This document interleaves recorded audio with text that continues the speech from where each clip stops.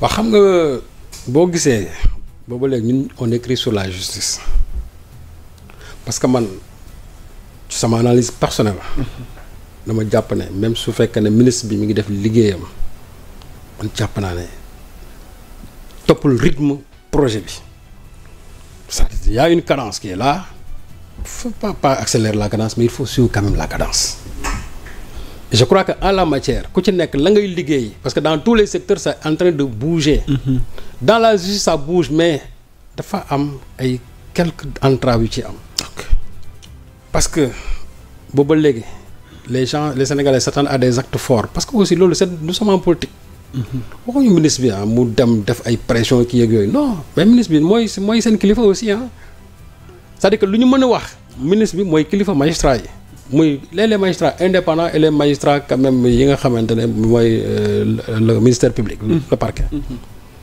donc waxuñu ne da nga war a dem ci fii neen vaille que vaille da ngeen war a def lii déedéet mais am na acte yoo xamante ni yow en tant que ministre war nga ko war a mën a teg parce que aussi ministre bi dafa war a toog di waxtaan ak ay magistrats aussi doone maay seen ministre ba pare toog fële nii kese déedéet non tu administre c'est-à-dire dafa am ñoo xam yaa leen jiite mais kenn waxul nga ñëw dugg ñoom seen liggéey bay kii seen indépendant di ko violer déedéet ça on n'en veut pas on veut vraiment des magistrats yoo xam ne libre indépendant mais li nga xamante ne moom la ñuy gis justice bi di ko doxee par rapport à certains dossiers et on a fait 1 an de pouvoir man jàpp naa ne rythme bi man ça m'engage que ne yëf yi yeex na waxuma qu'il faut hâter le pas mais nag aussi il faut poser quand même des actes forts yoo xamante ni parce que la justice est rendue au nom du peuple parce que peuple boobu aussi bu ñu demee ba commencer am benn sentiment de désaffection de benn sentiment de désespoir ça commence à poser un problème et loolu moo indi coow lu métti li boo demee ba nit ñi di ci wax ñii ne il y a eu du laxisme ñii ne non c'est de l'intransigeance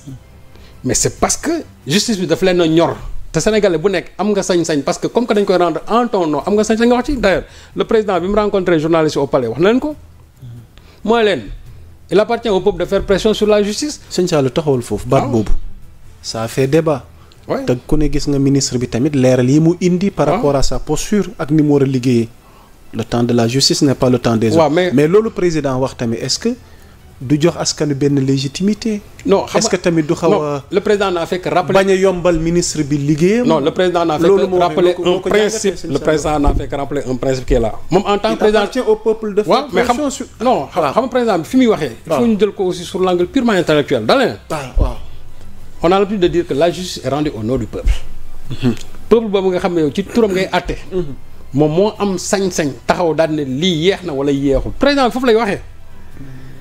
moom peuple boobu moo am sañ-sañ taxaw daan ne yëf yi yeex na wala yeexul et d'ailleurs débat boobu moo installé wu mais moom en tant que président joxe na position nee na moom il ne fera jamais de pression sur qui que ce soit moom joxe na sax raison boo xam ne dafay protéger son ministre en disant que il y a eu une déficience au niveau du nombre des magistrats et que dossiers yi dañu bëri peut-être c'est ça qui explique yenn lenteurs yi dans certains dossiers mais terewul mu ne nag peuple bi nga xam ne ñoom am nañ sañ-sañ ñoom ñooy joxe baat te ci seen commande seen tour ci la ñuy àtte ñoom am nañ sañ-sañ ñu taxaw yuuxu ne yëf yi dafa yeex te loolu moo indi débat bii nga gis ni les Sénégalais sont divisés actuellement ni yëf yi yeex na yëf yi yeexul yëf yi yeex na yëf yi xamul tax parce que yaa Moussa ñun dañu génn ci régime boo xam ne nii dafa am ay mbir yu métti yu fi am yoo xamante ni Sénégalais dañu bëgg ñoom bu ñu ñëwee gis ci ay actes forts xam nga souvent dañ naan ñii rek newuñu fi waaw d'accord mais li taxoon ñu bëri doon rente pour que changement bi am c'est parce que dafa am ay mbir yoo xam dañu bëggoon ñoom dès le départ ñu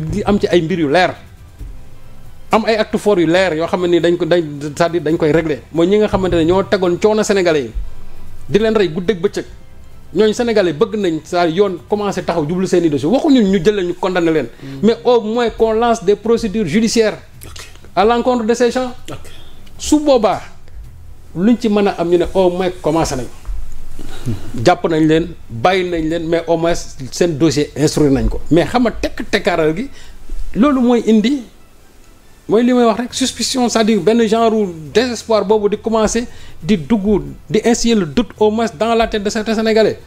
Il est vrai qu'il y en a d'autres qui disent que bàyyi leen ministre bi mu liggéey parce que le ministre bon il est intransigeant sur nangama l'indépendance et cetera mais de l'autre côté aussi il y a une frange qui dit que non yëf yi yéex na il y a des gens qui disent que non yëf yi yéex na que ministre bi aussi peut-être moom même su fekkante ne du moom mooy dem jël dossier par force mais ministre bi ñun jàpp nañ ne moom lañ nit ñi moom lañ mën a waxal parce que moom mooy seen jëwriñ nit ñi bu ñuy wax du ñu dem ne magistrat Abdoulaye Sylla du ñu dem ne juge sangam na de dañ naan ministre bi la ñuy wax parce que ñoom jàpp nañ ne ministre bi actuellement nii moom mooy incarner justice boobu. exactement.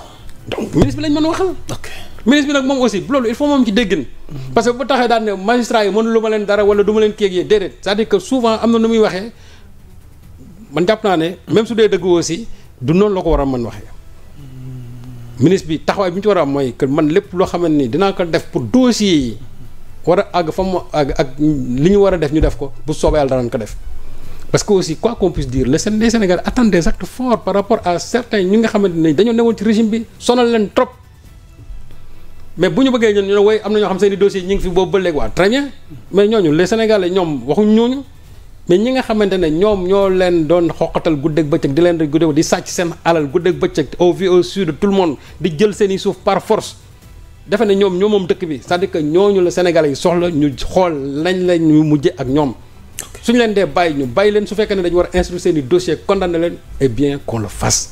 ok mais nag tekkaaral bi aussi moi je dis que loolu moo indi débat bi aujourd'hui sur la posture du ministre te ma profité ci yaa Moussa pour wax benn affaire.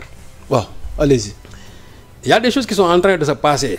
ah bon actuellement nii oui parce que xam nga actuellement nii ay ponte lañ téye Farba Ngom ay Roussar.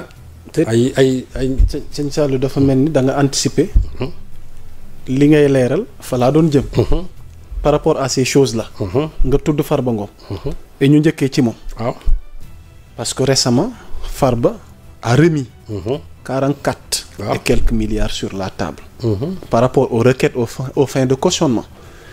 22 titres fonciers récemment expertisés ont été déposés hier lundi bi weesu. sur la table du juge d'instruction Idrissa Diarra. Ces biens immobiliers répartis entre Dakar, Thiès, Mbour ak Rufisque sont estimés à 43,802 milliards francs CFA. À cette garantie immobilière, Farba Ngom a ajouté un montant 2 milliards de francs CFA en numéraire, portant la valeur totale de l'offre de cautionnement yóbbu ko ba 44 et quelques milliards. Et tamit les avocats du maire des Agnam espèrent que cette nouvelle tentative maanaam muy troisième bi depuis son incarcération le 27 février dernier permettra enfin d'obtenir une liberté provisoire sans compter levée de fonds ci ay soutien diggante Sénégal ak bitim réew gu toll ci 1 milliard et quelques. alors ma bàyyi la nga yegg. xam nga woon quand je vois dinaa reetum yaa ngi saa demee. quand je vois que des gens disent que oui ñu nekk ay diaspora ñoom ñoo. dajale de fonds 1 milliard waay. il faut qu'on arrête ce cinéma là waay. ay militants sympathisants am soppeem. yaa Moussa diggante bitim réew. yaa Moussa ñu dajale 1 milliard. yaa Moussa nañu toog laa la wax. loolu nañ koy wax ñi nga xam ne xamuñu dara ci dossier bi. ok allez-y. titre yi nga xamante ne am na ko BOA laa de BOA titre yam fa am. titre yam fa am. ça dépasse largement 40 milliards. titre yam am BOA de. biñ fi waxtaanee woon. non bien sûr. quand tu as dans un endroit presque lu mat 160 terrain boo xam ne bu ci nekk au moins jar na le mètre carré bu ci nekk des terrains de 200 mètres carrés bu ci nekk jar na 1 million. te yéeg na sax ba moins de 2 millions léegi. mais yaa Moussa aussi il faut que les gens quand même cessent de nous prendre pour des demeurés. on dit oui rassemblé nañ fii par qui a rassemblé. Personne n'a rassemblé absolument rien. li benn waaye doon wax naan c'est Farba qui est de Farba tout simplement. on nous a dit la diaspora nangam ak nangam et cetera ñi koy wax ana seen et puis quand des journalistes disent ça ñoom dañoo war am ay traçabilité. comme montre c'est-à-dire que facture yi nga xamante ne wala mail yi nga xamante ne wala transfert d'argent yi wane ne diw ak diw dajale nañ. parce que boo bëggee la transparent da ngay def comme ni ñu daan def nemee ko tour nga xam ne dërëm boo dugal ñu ne traçabilité baa ngi nii. aujourd'hui puisque on est dans l'ère du jubal jubanti ñoom ne serait-ce que pour ça ku ci dugal sa dërëm dañ ko waroon c'est-à-dire dafa am traçabilité ñu ne diw ak diw moo joxe lii. mais quand on nous parle de ay 44 milliards qu'est-ce que 44 milliards représente par rapport à tout c'est-à-dire tout le patrimoine foncier rek de waxuma sax man financier j'ai dit foncier de Farba qu'est-ce que ça représente rien. j'ai dit que à la BOA j'ai dit que plus de 160 terrains yoo xam ne ni BOA 160 terrain bu nekk au moins j'ai dit bu ci nekk minimum c'est 200 mètres carrés. On avait soulevé ici les 54 mètres carrés de Daga Kholpa. waaw mais loolu loolu lépp tey soo ko jëlee yàmm sax nga jël li nga xamante ne moom la am quelque part. Les gens vont nous dire que 44 milliards la ñu déposé et cetera. Et puis ce que les gens doivent savoir en la matière. Mais le cautionnement n'est même pas permis. xam nga gars yi dañuy wax naan ay transaction mën nga ko def ay xaw ma su fekkee ne nit ak nit la. man soo ma yoralee ñu yëpp su ma neexee ma ne la mën naa la fay ñu ne boo fay ñu ne mën nañ la bàyyi. Mais ici c'est l'État. dafay toll foo xamante nii quel que soit le montant de ton cautionnement du la ci génne. Parce que le problème qui se pose c'est pas l'argent en tant que tel mais quelles sont les conséquences dommageables yi nga xamante ne loolu moom la causé. man tey su ma ñëwee ñu ne la construction d'un hôpital ma jël hôpital bi jël 1 milliard yi sàcc ko def sama poste. ma toog ay années après ñu topp ma diggante bi sama 1 milliard boobu ñaata bakkan lañ ci waroon a mën a sauver bu ñu tabaxoon hôpital bi. léegi ma ñëw man Serigne Saliou daal ne way 1 milliard bi ñu ma doon toppee par rapport à la question de cet hôpital là joxe na 1 milliard bi delloowaat naa ko ñu ne way mën nañ ko ñu bàyyi la. La justice ne fonctionne pas comme ça. La justice ne fonctionne pas comme ça léegi nag ñooñu ces pontes là yooyu ñuy wax noonu loolu ça fait partie des stratégies pour ñoom ñu bàyyi leen parce que kii cautionné daf bëgg koo bàyyi. Au même moment am na ñoo xam ñoom jaaruñu sax par la voie du cautionnement mais ñu ngi sont en train de faire des manœuvres pour ñu bàyyi ñenn ñi. Ah bon? Oui. Il y a d'anciens ministres de Macky Sall qui sont en train dans les coulisses en tout cas di dem ci yenn hommes de justice yi. pour ñu bàyyi ñi nga xamante ñu nekk actuellement nii en prison. du mooy li nga doon wax ce qui se passe actuellement ci réew mi. moo noonu.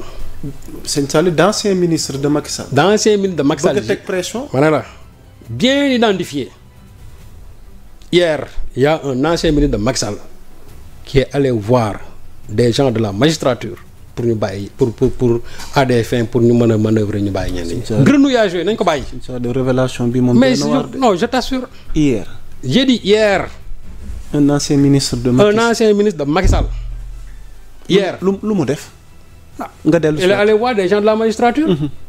pour ñu manœuvrer et cetera diw pour ñu mën a faciliter ñeneen ñu bàyyi leen. À quelle fin.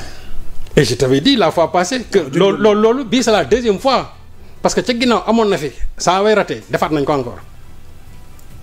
moo taxoon tolloo naa fi keroog bi ñu ne dañuy bàyyi Lat Diop ba ma waxoon ne su fekkee ne Lat Diop dañ ko bàyyi suñu bàyyi Tahirou bàyyi Farba Ngom man du ma bett. lu tax nga wax loolu. man du ma bett dans la mesure où déjà quand ñoo xamante ne nii tey dafa am loo xam dañ ko seq ak réew mi. ñu yoreel ko réew mi.